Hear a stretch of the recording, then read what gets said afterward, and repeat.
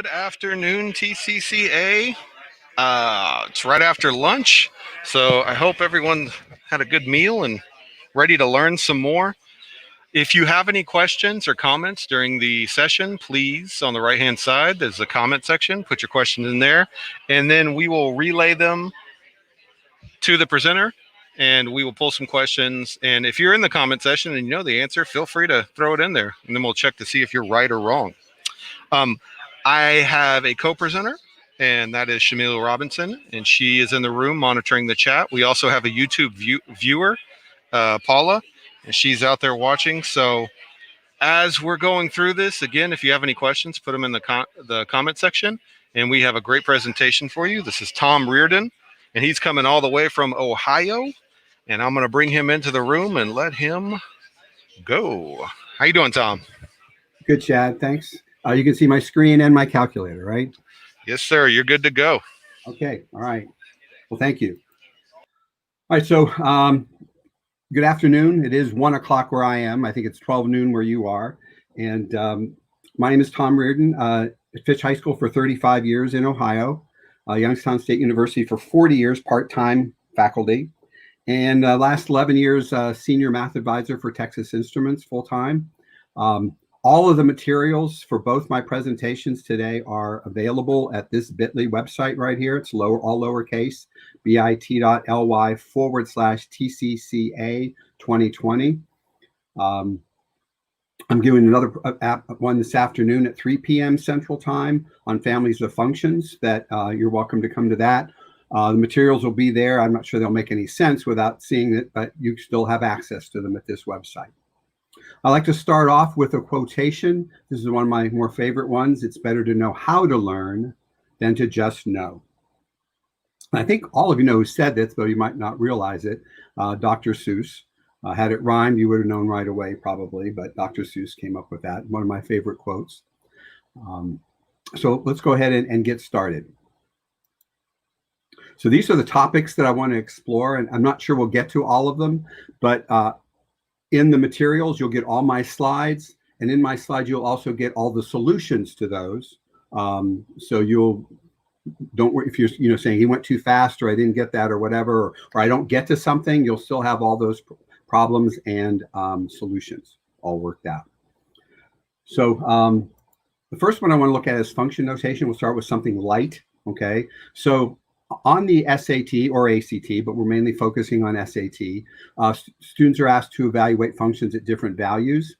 And on the ACT, you can use a calculator all the time. On an SAT, about 2/3 of the time, you can use a calculator. So sometimes when I use a calculator, I'll be showing you how to use it as a teaching tool and a learning tool to work on conceptual understanding. So for this one, I'm sure that all of you can evaluate this F at 5, substitute, and do that. I'm not going to illustrate that one. But when I'm teaching this, I like my students to use a calculator to be able to visualize this better. So I'll have them go to y equals and type in 2x plus 3 into y1. And then I'll go ahead and graph it. And by the way, the window I prefer to use when I'm graphing has a grid in it and a square window. This is the window that I prefer to use because I just like that it's not too big, not too small. I call it the just right window. And if you like a particular window, and those of you 84 users, you can store your window by saying, I like this window, go to Zoom and over to memory, and you can store it using Zoom Store. So if you really like a window, like I like one, you can go ahead and store it, just throwing that in there. So anyway, I've got this in y equals. I already graphed it. One way to evaluate would be to trace and go to x equals 5. But if I go to x equals 5, I may not get there. So I'm just going to go ahead and type 5, and it'll allow me to say, I want x to be 5, press enter. And even though it's off the screen, it still will get me x equals 5. It'll still let me see that. Okay, it'll give me that evaluation. All right. Now, there are other ways you could do this. And again, I'm just showing this for conceptual understanding, okay? A table is a really good way to look at this. So if I go to second table and set the table, So it starts at 0 and changes every 1. And both of these are on automatic. Okay. So when I go to second graph, which is table, I can go down to 5 and see that, yes, it is at 13. Okay. My students could see that. I do like the ask mode. If I go back to table set and go to independent and have that be in ask mode, and some of you may not be aware of this, but this is a pretty cool thing to look at. Now, when I go to the table, there's no values there. It's waiting for me to ask for them. So when I type in 5, I get 5. Or if I wanted -17, I don't have to scroll all the way to 17 or to 38. I can just go ahead and type it in. So I do like the ask mode to do that. But probably my favorite way to do this is, since this is in y equals, is to go off to the home screen and use function notation. And so in alpha trace, I can bring up y1, left parentheses, 5, right parentheses. And just like f at 5, this is y1 evaluated at 5. It replaces the variable with 5, multiplies by 2, adds 3, and gets 13. So these are all the different ways I'd like my students to be able to visualize what it means by evaluate a function, by a graph, by a table, function notation, by hand, those things. Second part of that is doing composition of functions, f of g of 4. And again, I could do this by hand, and I'm sure you teach your students to do that. But I also like to see this graphically and by table. So let me go back to y equals. And I'm going to put in that expression x squared minus 5 into y2. And by the way, not all of this is on the calculator. So I'm just to start off with something simple, but we're going to get into some really good strategies and some excellent SAT problems, but let's get to that. So when this is one way to do this. I'm curious what you think. I just did this talk for some people in Houston, or not in Houston, all over the country. It's a T-Cube summit, and they liked it. So let me see how it goes over in your area. So I like this idea of working inside out, G at 4. So I can go to trace and then drop down to the G function, which is in red, and then trace to 4. When I do that, I get x is equal to 11, and that's now going to become my x value in the f function. So I'm going to up arrow to be on the blue one and find the value at x equals 11, and I can see that it's 25. So again, I graphed the 2.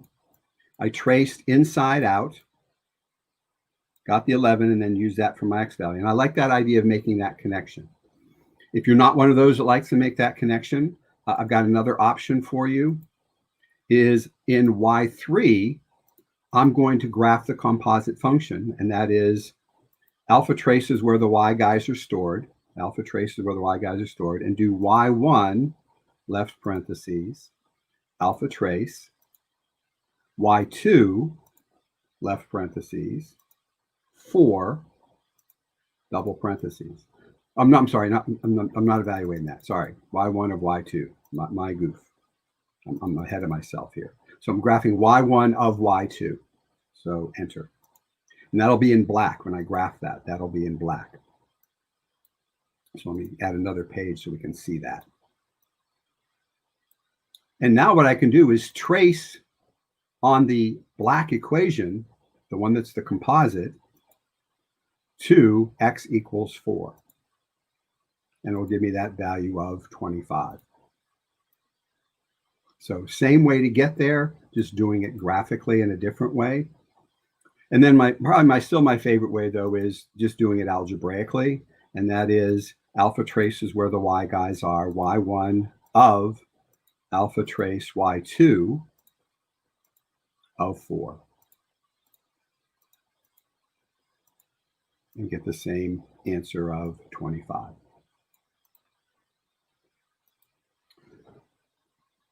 So you know that the answers will be here. What I did was I typed them in very nicely so that if you say I went too fast, or I'm not sure how he did it, or I can't remember all that stuff, I have that for here the 84. I also show the second one on the 84 a little bit nicer. And for those of you who might use Inspire, I also have the answers in Inspire so that you can see how we can do that with the Inspire. For example, in Inspire, I can actually define functions, which I really, really like, and then do f of g of 4 with the actual notation. But that's on TI Inspire. And again, here are some other ways of doing that using Inspire. All right. I think we're going to hold off the questions till the end. So please, if you have questions, unless there's something that's really jumping out at you, if you put it in the chat, whoever's running the chat can bug me and say, hey, this person's got to know this right now. Okay. So now the only thing we have right now is I prefer to type the X value in. Oh, that was a person. Okay. And so for that one here, so you could go ahead and say, take, let's say 4 and store it for X. Is that what they're saying? If I take the number 4 and store that in for X, that is another option, and then you can evaluate. So thank you for that point. All right. So we created some activities on SAT and ACT, and this is one to help students prepare for questions about function notation. And so I'm going to leave this on the screen. I love all of them, but we're only going to do these 7 that have red circles around them. So let me give you about a minute. Just do as much as you can in a minute. Just kind of give you an idea of ways you can get your students to think more SAT-like. So let me give you a minute. Try as many of those as you can, and then we'll come back in a minute together.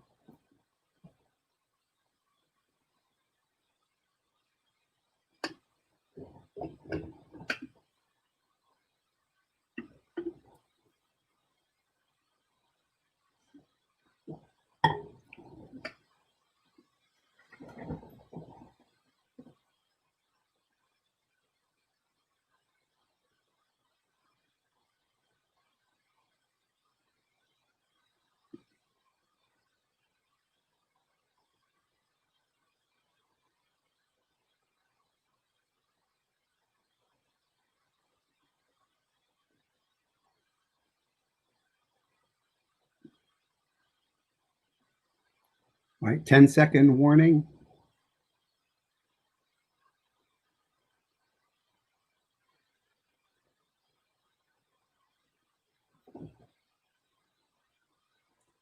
Now, I know you might not have had enough time, but I have a lot of things I want to show you, but at least I want you to get like a taste of what we're doing here.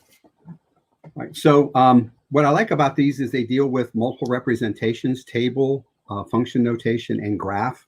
So let's look at the first one, F at 7.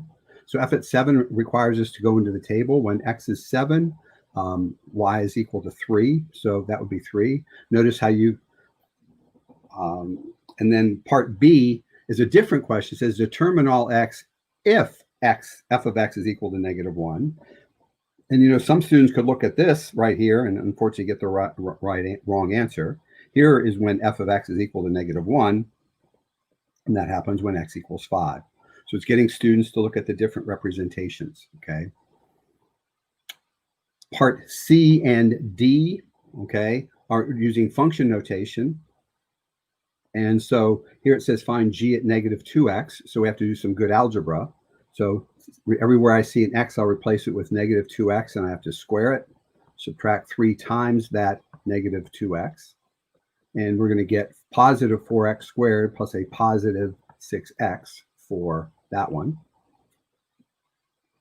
D, a different question. What if this function is equal to 28? What are all the X values? So we would go ahead and get that equal to 0, because it's a quadratic, and factor it, and set each factor to 0, and get either that X equals 7 or X is equal to a -4. So very different questions, C and D.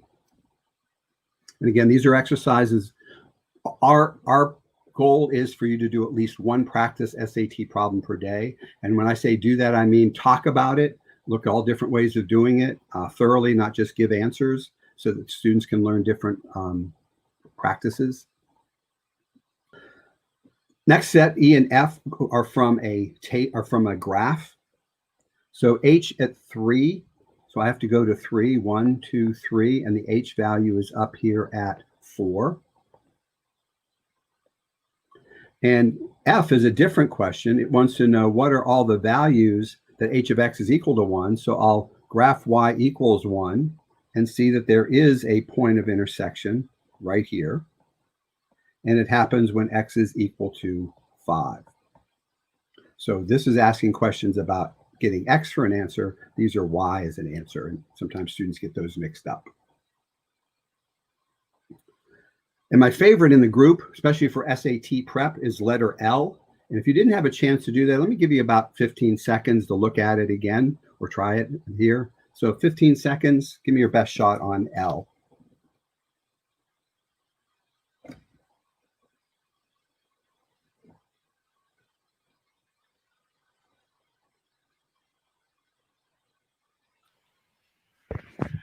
We do have a question about what are you using to write on the screen? I have a Surface Pro 6, and I'm using Smart Notebook from like a smart board as my, that Smart Notebook is my software, and I'm just using a stylus that comes with my my Surface Pro. Cool. Your handwriting is great. Well, thank you. Yeah, I'm not used to doing it like this way, but thank you. It looks perfect. All right. Okay. All right. So, but all of this, all the colors and everything, these are all from Smart Notebook. That's kind of like my, what do you call it? Canvas, we'll call it. So looking at this one, I love this problem. I hope you do too. We start inside out. I'm going to look at the H function and evaluate that at 1. So at 1, I can see that that's equal to 3. So H at 1 is equal to 3. All right. And then I'm going to look at F at that answer. And that's going to require me to square it. I'm sorry, not wrong place. F at 3, I can pull right out of here, is equal to 7. And then finally, I go to G at that last answer.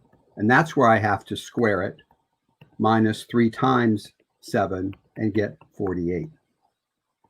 And so this one problem used composition, and it used all 3 representations of a function, which I really liked. And I like that students can make this connection and say the Y value here became the X value here. The Y value here became the X value here. So anyway, now what I did there is I showed you some ideas on the calculator for conceptual understanding. Then I went to actual problems. Okay. This next time I'm going to look at, oh, by the way, I have all the answers again written down just in case I didn't have time. So there we go. So this time we're going to look at transformation graphing. And this time we're going to look at actual questions first, and then how you can prepare for it second. So I'm going a different route this time. So again, this is a sample problem. By the numbering, I know the numbers aren't in order. I'm just taking problems out of different materials that I have. So the numbers are just to say this is number 3. It's not the third problem we're doing, okay? So again, let me give you about 45 seconds. I know that might not be enough, and I knew you get more on the SAT, but just enough to get an idea about it. So 45 seconds. Go ahead. Give me your best shot.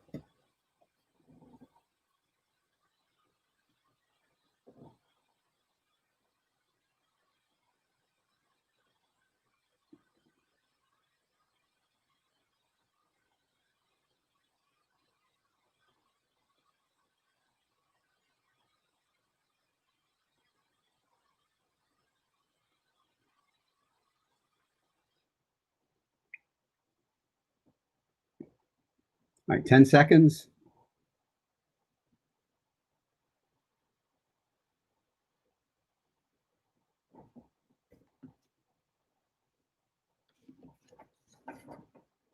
All right, so for this one here, a little bit of reading I have to take care of.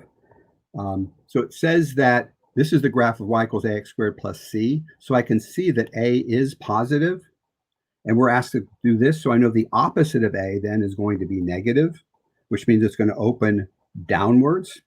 So that means I can pretty much rule out this one and this one. And we do like to have strategies where we help to rule out answers. So I got a 50-50 shot here getting this one right. But I'd like to take it a little bit further. So I do notice when I have x minus b, the quantity squared, or inside the function, that this is going to shift to the right b units, and this is going to go up c units, okay? So that would be, this is going to be my vertex right here, and the graph opens downwards. I would like to point out that some of your students are going to complain and say, hey, where are the h and k that we used?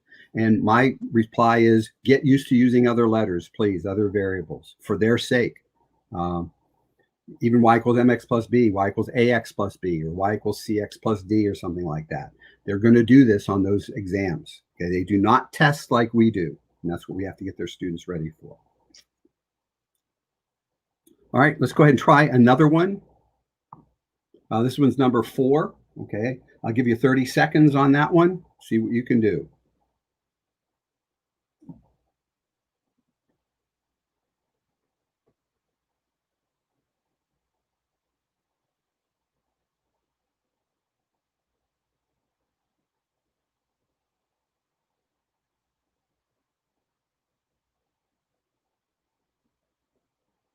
Ten seconds.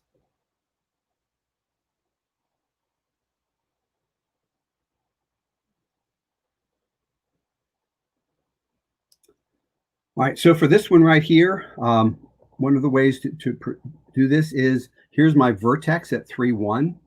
And so I know I'm going to have something like x minus 3, if I learn this correctly on a horizontal shift, the quantity squared, and then the plus 1. So I know it's in that vein right there. So I can eliminate these two that are x plus 3, which would shift to the left. Okay. Too many of my students would just jump on letter A and say, that's it. But again, if you go from the vertex over 1 and up 4, well, we like to use the phrase a parabola dance. It's over 1, up 1, over 2, up 4. So over 1, up 4 means your coefficient has to be 4 times bigger. Your points are jumping 4 times. Your dance is 4 times more. So that's where C comes in. But again, the knee-jerk reaction would be A. They see that like, oh yeah, but pay attention to how skinny it is.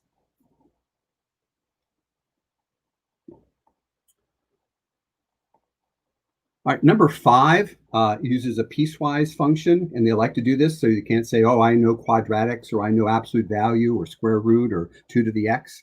So again, let me give you 30 seconds on this one. See what you can do in 30 seconds.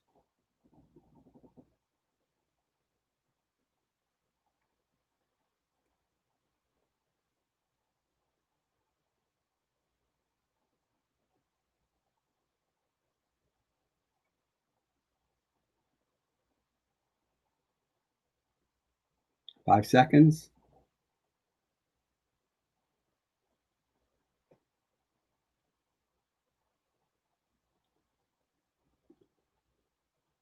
All right, so for this one right here, I'm going to pick a point, this point right here, and I'm going to see what happens going from that point to its, like this is the pre-image and this would be its image, so to speak. How do I get there? Okay, so it looks to me like I have to go 1, 2, 3, 4 to the left, and 1, 2, 3, 4, 5 down. So again, it looks like it's left 4, down 5. And left 4, remember, is going to be something with a plus 4 inside parentheses. And a down 5 is going to be a minus 5 outside the function. So I can now rule out these guys, and this guy. There's my answer right there. So there's the plus 4 inside, there's the minus 5 outside. By the way, I did not have to pick that particular point. I would want to make sure my students realize that I could just as easily have gone from this point 4 and this one 5, going down to that point. Okay, so all points are shifted the same number in the same direction. So we've talked about transformations. How would you prepare your students to get these types of questions? Okay, so I've come up with some ideas on the 84. I also have them on the Inspire. They'll be in the answer sheet, but usually in 84 is more predominant. but I want to have for both people. Okay. If you're using other technology, you can definitely use the other technology too. All right. So let me go ahead and bring up a calculator and show you how to look at transformation graphing there. So I'm going to go to y equals. I'm going to clear all these guys out. And in y3, I'm going to type in the parent function, y equals x squared. And you might say, why y3? Just stay with me for a minute, why y3? So I'll type in the x squared. And I'll graph that, and that's the window I want, right? I like that window. Yes, I do like that window. So go with that graph right there. So there's y equals x squared. By the way, those of you asking me what I was using, I love this. If you have the TI-84 emulator software, how you can just pull that right off into Word, into PowerPoint. Here I'm using Smart Notebook. Almost anything it can be pulled into, and then you can resize it and write on it, and great for your students because they don't have to just see the current screen. They can see all your screens on how you got someplace. Okay, you can build up and say, this is where I typed into x squared, and this is what the window looks like, and so on. So you need those sorts of things, okay? So I'm a big fan of using TI Smart View if you can have it. All right, so let's now go back to y equals. I also like changing the size of the screen so you can see better. Let's go with x squared plus a constant. But before I do that, I'm going to change this to an application. And the application is transform. It's the last one. So I'm going to press the up arrow to get there faster. Transformation app. And maybe I should pull that off so people can see transformation app. And when I run the transformation app, it says press any key. When I go to y equals, you can see it's a little bit different looking now. It has these kind of widgets things next to y1 and y2, meaning I can do something special with those. All right. Also notice I can quit the app from here. So I'm going to go and type into y1 x squared plus some constant c. And you're allowed to use as parameters a, b, c, and d. Okay. They'll go up to 4 parameters at a time. We'll do one at a time for now. So y equals x squared plus a constant. Now I have no idea what c is right now. So I'm going to go off to the home screen, and I'm going to store zero store into alpha program, which is the letter C. I'm storing the number 0 store into alpha C so that I know what C is to start. When I go back, when I graph this is going to graph in blue, y equals x squared plus 0, and in black, y equals x squared. The black will probably be on top of it, but that's okay. So there we go. So there's my y equals x squared plus c. Let me pull that off so you can see that. All right. And now when I go to the right arrow, it's going to increase my value for that constant. And when I go to the left, it'll decrease it. So when I press the right arrow, there's y equals x squared plus 1, y equals x squared plus 2, and so on. And if I go to the left, it decreases it by 1. There.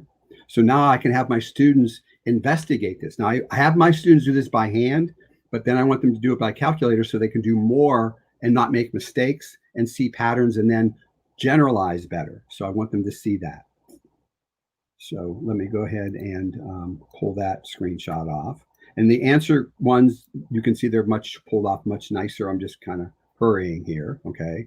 So now I can start talking about how the vertical shifts and how C affects that when it's added outside of it. Okay. I should point out one other thing. Since I'm on C equals -1, if I say, well, I'd like to go to 0.5, I can just type it in like I do on trace and it'll go there. The only thing is it'll now go every one from there. Okay, so be aware, but no problem. If I want to change it back, I'll just say I want to go to 3. And now I'm on a whole number. Okay. Also, I should point out setup. When you run an app, there's usually 5 choices here, a menu of 5 things. This is the rightmost. These correspond to the 5 hotkeys along the top of the calculator. So graph will get me to setup. So I'm going to press graph. And I can have trail on, off. I can have animation. I'm not going to do those today, but here I could change the value of C. I could change the step to 0.5, 0.1, 10, whatever I want to change it to. And then get back to graph. I press the graph key. So be aware you can change those things in setup. All right, similarly, I can go ahead and I could do the horizontal transformation, I could do the dilation, I could do all that. But let's just go ahead and go to 3 at a time just so you could see those. So I'm going to go with alpha A. Times is optional, but I like it. Times the quantity, X minus alpha B,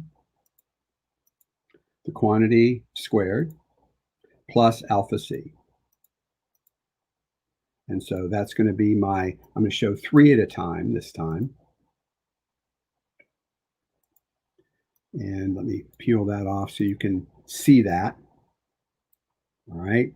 I'm not sure what my values are again for A, B, and C. So let me go back off to the home screen. And I'm going to store into alpha A, 0 store into alpha B, just so I know where I'm starting at the origin.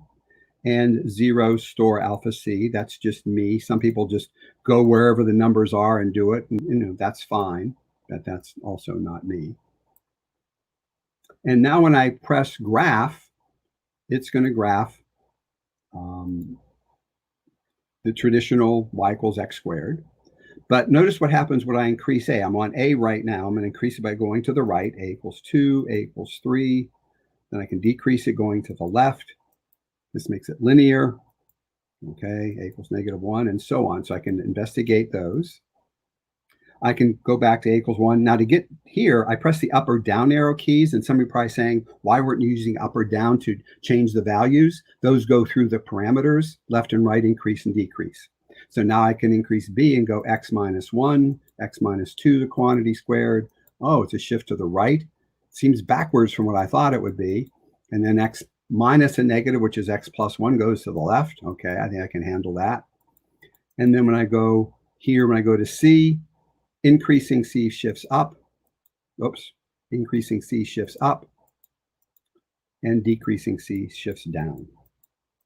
So lots of stuff you can do there with the transformation app to help students learn. It's not really a test taking thing. I'm more of in a preparation, prepare the students for this with multiple representations and so on. So with that, if there are any questions, you can stop me. If not, I'll go on to the next part. By the way, I showed this on both Inspire and on the 84. So if you wanted to see any of these things on the Inspire, I have those as well. As you can see on the Inspire, you use where things are called sliders. Okay, they're called sliders, and they're automatically created for you on Inspire, which is kind of cool. All right, I do want to look at piecewise functions and transforming a piecewise function. I think that's important for the SAT. I also think it's important for our students mathematically. So I'm going to go back to the 84. And the most important thing to do when you use an app is to quit it when you're done. One way to do it is to go back to the app, transformation app. And the second part is to quit it, okay, to quit the app. All right, so I'll go ahead and quit it. Now, when I go back to y equals, you can see I no longer have those funny looking icons there. So I can go ahead and clear all this stuff out. But what I'd like to do is I'd like to graph this piecewise function, and you can do it on Inspire and you can do it on the 84 colors calculators. You can do it on a non-color, but it's a little bit trickier, but it is possible. So I'm going to type this into Y1 because I also want you to see what would the graph of this look like, because this would be an SAT type question. And what would the graph of this look like? This is another SAT type question. And I'm using technology to help my students understand the concept. Okay, so so let me go ahead and make a piecewise function here. I think I have it on my paper so that I can go to a bigger screen so you can see better. Okay, so I'm going to go up to Y1, and I'm going to go to Math and press the up arrow to get to the bottom because it's the second one from the bottom. Piecewise is the second one from the bottom.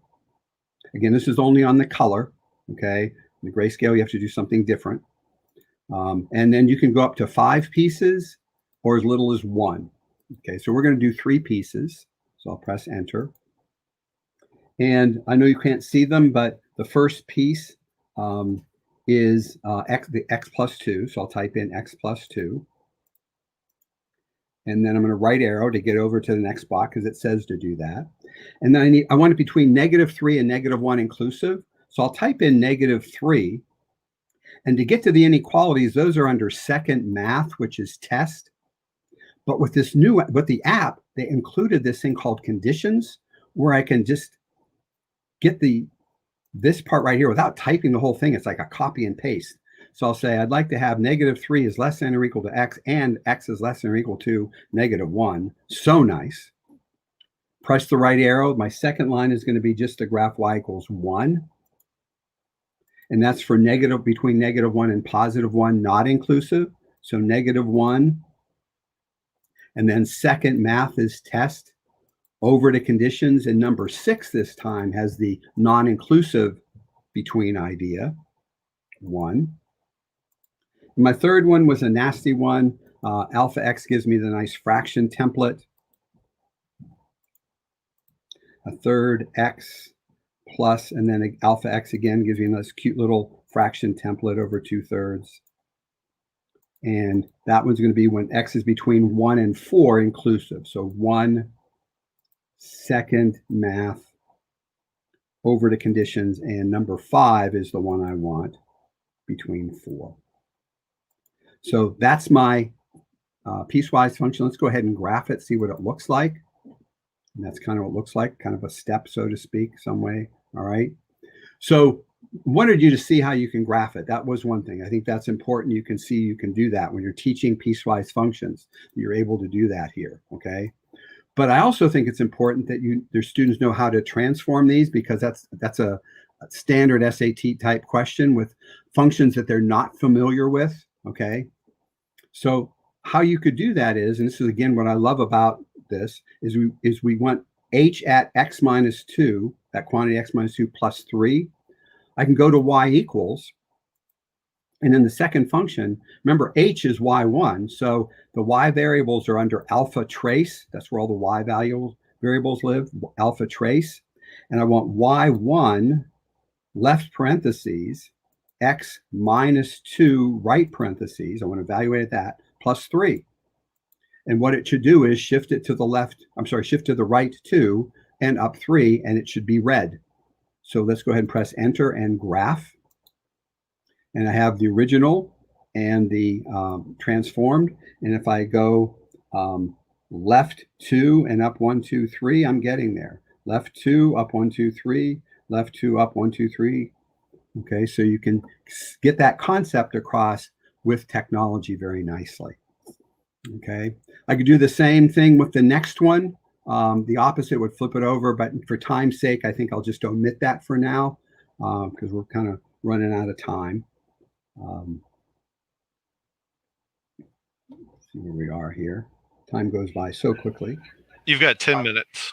10 minutes? Okay, good. All right. So not many questions popping up? No, the only question, one was just a comment saying they've never done it that way with excitement. That's what she's. Oh, okay. With excitement. Yeah. All right. So, so again, I have these here for you if you want to see how they're done with both Inspire and the 84. I'm going to skip this activity so I can get to this. So here I have just a warm-up question real quickly. I give you 15 seconds. Give me your best shot on this. 15 seconds on this one.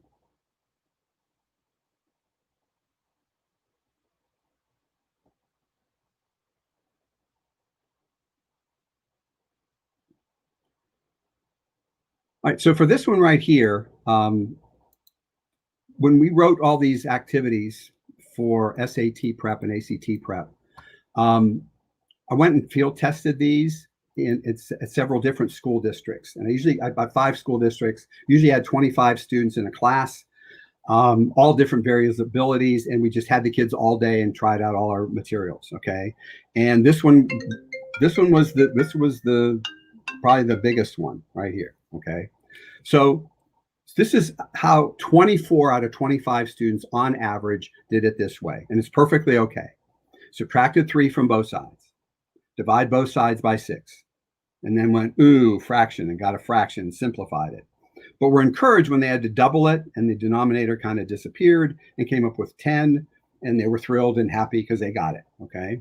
But usually on the average, we had one student out of 25 who said, why didn't you just divide each term by 3 and be done with it? And the students were angry, not at that student, but at their teachers for saying, they never taught me this. Now, in fairness, you have, but you've never asked this question before. And so they never got to see it illustrated this way. And that's why I'm saying a problem a day. Let them see different ways of doing this.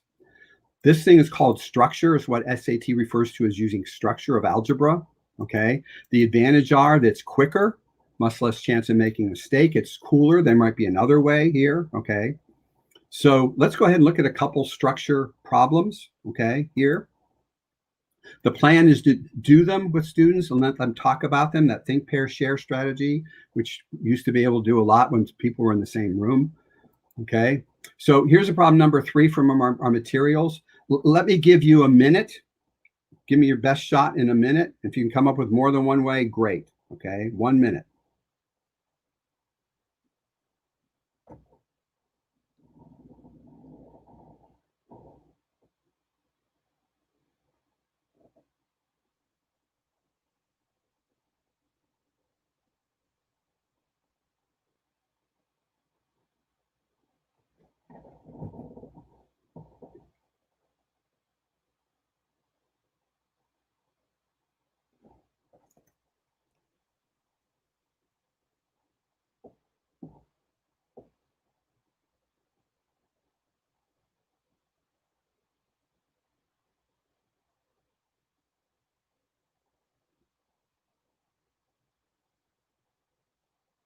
All right. 10 seconds.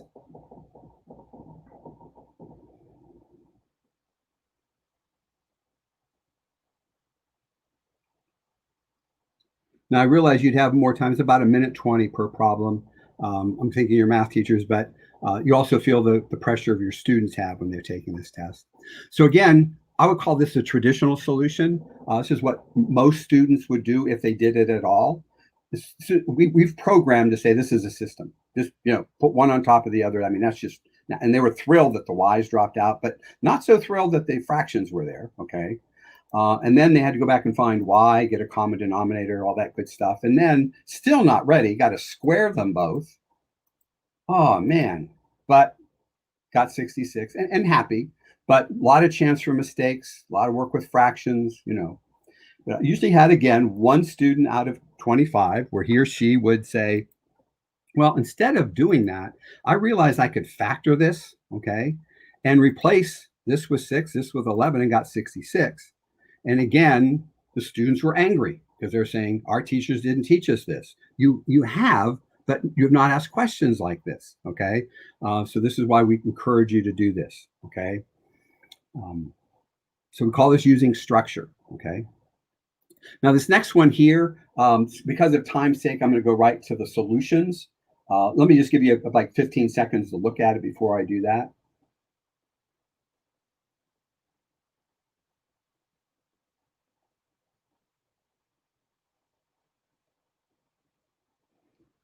All right, so this again is what I call the traditional solution. No matter which way you do it, you have to do this first. Since you're dividing and they have the same base, keep the base the same and subtract the exponents. If the bases are the same, then the exponents have to be equal. But this is where it's different. Students looked at this as a linear quadratic system and solved for one of the variables. In this case, I did Y, though you could solve for X. Substitute into it. You have to square the binomial, which sometimes could be not such a good thing. And go through all this and find out that X equals 7/8. It's still not done. We have to go back and find Y, get a common denominator, all that good stuff. And then subtract those two. And 9/4 is the answer. Perfectly okay. A lot of good mathematics in this too. But structure starts off the same way. But instead of bringing this in, again, we use that idea of factoring. And Y plus X and X plus Y are the same commutative property. So I replaced the Y plus X with a 4. And even when I got this far with the students, take a wild guess what they did next that did them no help whatsoever. Yeah, they distributed because we've programmed them. When you have a number outside parentheses, you better distribute it. So when I told them I'm going to divide both sides by 4, I saw students turn to each other saying, is he allowed to do that? We don't do that in our classroom. And when I got the answer being this one, they were like, whoa, wait a minute.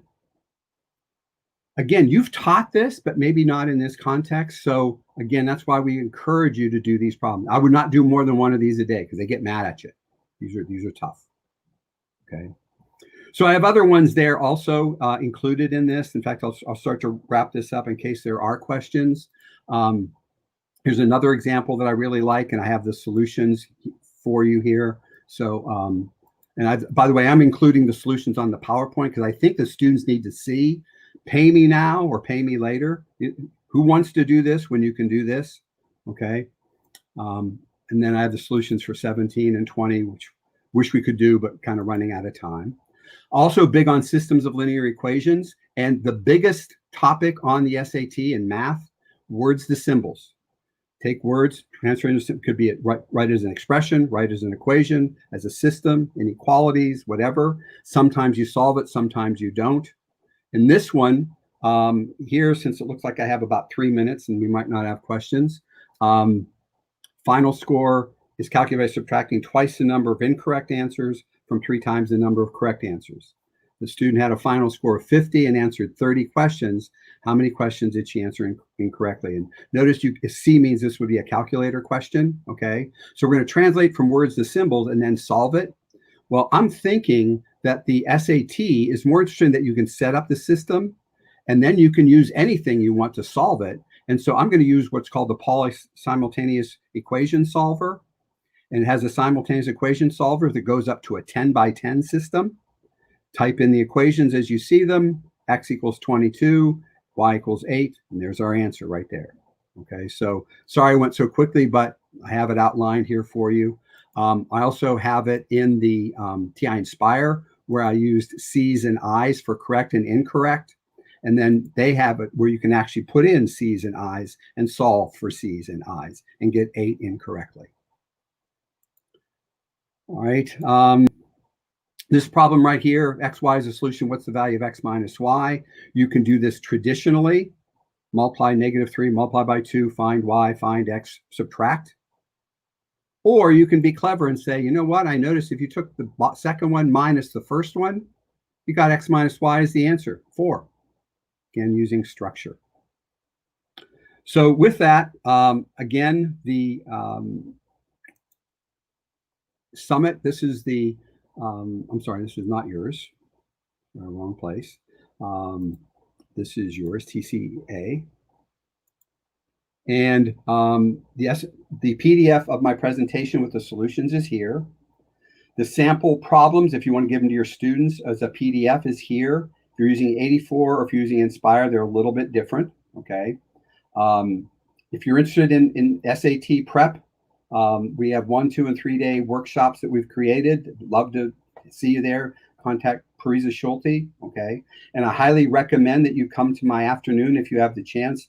Families of Functions. It's an online video course that has over 200 videos in it. It's modular. You just do what you want. Parent functions, transformations, all that good stuff. You have access to it, but it probably won't make a whole lot of sense to you until I do it. But anyway, thank you for attending. Any last minute questions? No, mostly just doing the problems and going through, and then a never mind at the end because I think you showed what she was asking. The super secret password is posted there. You can see it at the bottom. I can't say it out loud. I don't know why, but they won't let me. But there's the super secret password. Thank you so much, Mr. Reardon, and I guess I'll see you later on this afternoon. Yes, I will. I'll see you later. Thank you. But I hope to see the rest of y'all. Thank you so much, Jamila, and our YouTube watchers, and we will see you in the next session. Thank you.